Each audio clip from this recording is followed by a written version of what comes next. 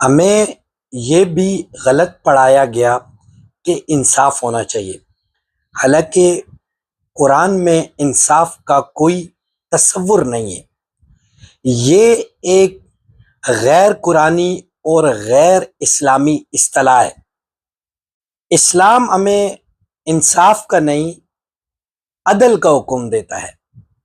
انصاف دراصل ایک مذہب شکل میں ظلم ہے، یا آپ یوں کہیں کہ ظلم کی مذہب شکل ہے۔ میں آپ کو انصاف اور عدل کے بارے میں ایک مثال دینا چاہتا ہوں۔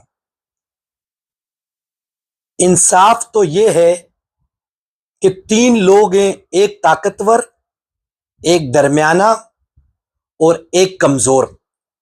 ان تینوں کو 10-10 بلاک یا 10-10 اینٹیں اٹھانے کا کہا جائے تو یہ ہے انصاف، کیونکہ انصاف برابری کی سطح پر ہوتا ہے۔ لیکن اگر آپ عدل کریں گے تو عدل سے مراد یہ ہے کہ طاقتور کو 15 اینٹیں دی جائے، درمیانے کو 10 اینٹیں دی جائے اور کمزور کو صرف 5 اینٹیں دی جائے، تو یہ ہے عدل۔